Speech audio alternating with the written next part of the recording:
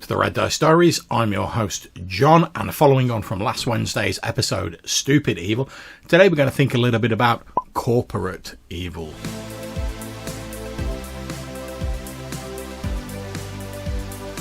So, as I've said, I was thinking about last week's Stupid Evil episode and evil sort of parties and NPCs in general and the various different types of villain. I've touched on this before on my YouTube channel, but I was thinking, it'd be interesting to potentially, rather than like the evil necromancer or the evil warlord or something like that, maybe have a little bit more of a sort of middle management villain, I suppose you could call them. We're pretty much used to, in D&D, villains posing a number of different threats to the PCs.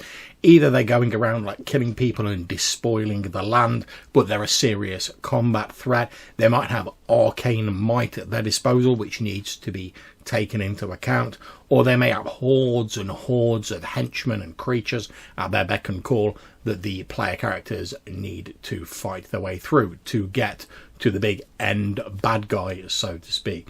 But not all sort of bad guys need to be like that. And I was thinking that the sort of officious middle manager or taxman might make an interesting change of pace if they were to be used as a villain in your D&D game.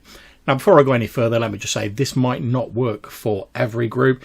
If you've got a group who play in a game world where they're not really bothered about the consequences of anything, they're just going to like kick this guy's door down, storm in with their broadswords and hack him to pieces, then the middle management / tax collector villain probably isn't going to work very well. However, if your campaign world leans a little bit more heavily into the consequences for actions and is a bit more sort of grounded, I suppose you could say, if that's the right term, then you might get a lot of mileage out of this. So, what are the main characteristics of the tax collector or middle management villain as I see them?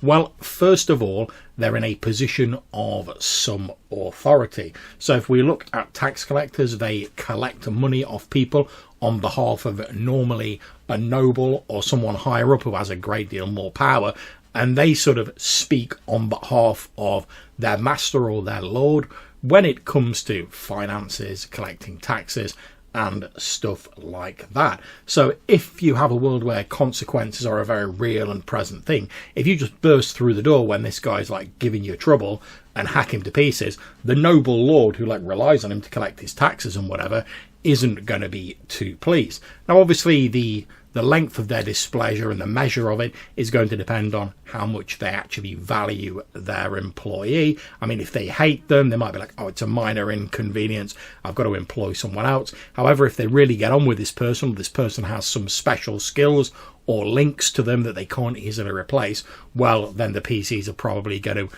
reap a much more dire set of consequences. As well as having the powers of his master in certain areas, the tax collector or middle management villain also has the ability to levy taxes, collect monies and stuff like that. They normally also have access to guards or people who can enforce the collection of such monies. Now these like low-level thugs or whatever probably aren't going to pose a threat to high-level adventurers. I mean, they might do for low-level adventurers, so that could be a thing in itself, but for high-level adventurers, they're not really going to cause them much trouble. Again, though, if you just kill them, there are potentially consequences. And also, if you keep killing all these low-level thugs, eventually the tax collector is going to use some of the money that he collects and that he's granted by his lord in order to hire some more proficient people to take care of the player characters and to teach them a lesson. And these could even be other adventurers. So the player characters might find themselves facing down a party of very similarly leveled adventurers that have been hired by this disgruntled middle manager or tax collector. If you wanted to make it particularly poignant, perhaps it's some adventurers they've met previously who they get on with, but these adventurers are all about the money, and now they're in the employ of the tax collector, and he says he wants them to go and rough the player characters up a bit to make it clear that he doesn't appreciate them killing his low-level goons. Another way in which they can come across this tax collector or middle management villain is the fact that player characters probably don't actually pay tax, but every lord or sort of person of high status in the sort of standard pseudo-medieval D&D game is probably going to want to get their money from the peasants under their control. Also, they're probably going to take a tax on any trade goods coming into their city or town or whatever. They may even say that, you know, if a treasure is discovered in a dungeon within so many miles, then a percentage of it has to be paid in tax to the crown or whatever the authority is called in your game. And it's going to be the tax collector who collects that. Now, I'm sure that you're aware of like many sort of rich people in the real world who have got into trouble for like not disclosing all of their expenditure and not paying all the tax.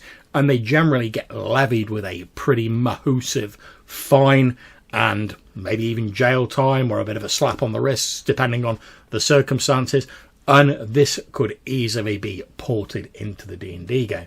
So let's say the player characters have been merrily collecting treasure from dungeons for the first 5 levels or so, and then suddenly they get to their lodgings. Maybe they bought a house, maybe they're in a tavern or whatever, and they find a note there from the local tax collector or someone in his employ telling them that they owe 20,000 gold pieces in back tax because they've not been paying their dues over the course of the first 5 levels.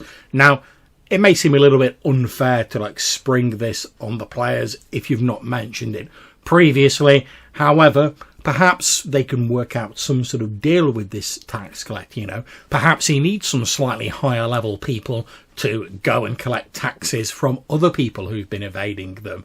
And if the player characters help him out, he's maybe willing to waiver or reduce that amount that they owe.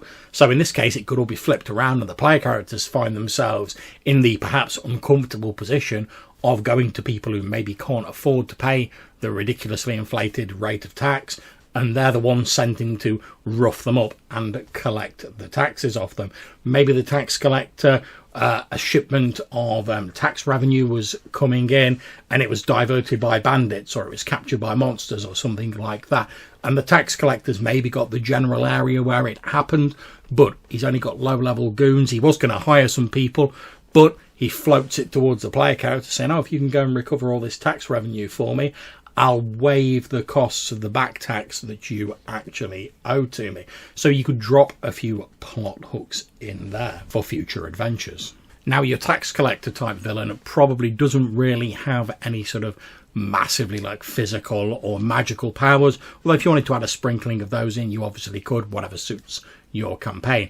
Their main powers, aside from the ear of their master, is that they probably have access to large sums of money, and depending on the whims of their lord and the local law, they may have a considerable amount of discretion as to how that money is spent. And if you look at, I don't know, like a superhero like Batman, whose main power is, oh, I've got an obscene R&D department and a bucket load of money, and think of all the shenanigans he gets up to and all the bizarre tech he's got under his control, then it's not difficult to see how a motivated person with maybe a bent towards the sinister and access to large amounts of money could cause a lot of problems for PCs. After all, if the PCs threaten him with magic, maybe he can go and hire a sage to research some magical protection. Maybe he goes and hires a mage himself. And you can bet if the characters outfox him in one situation, the next time they come up against him, he'll have spent some of his vast resources to try and find ways to counter whatever particular things that the player characters were throwing out. And also, the second power of the tax collector is that they're pretty much protected by law. If you burst in and just shank him when he's just been doing his job and trying to collect the tax money, then you're going to be on the receiving end of like the town guard, city guard, whatever, and stuff like that. And in a game with consequences, you could quickly find yourself on the run from the local authorities with potential imprisonment and all the other various consequences that brings. So there we are. There's a few thoughts as to why I think a middle management or tax collector could be a potentially interesting villain for a campaign. Like I say, your mileage may vary depending on how you deal with consequences and how heavily you lean into that in your campaign. But I hope at least it's been interesting to listen to me ramble on about it.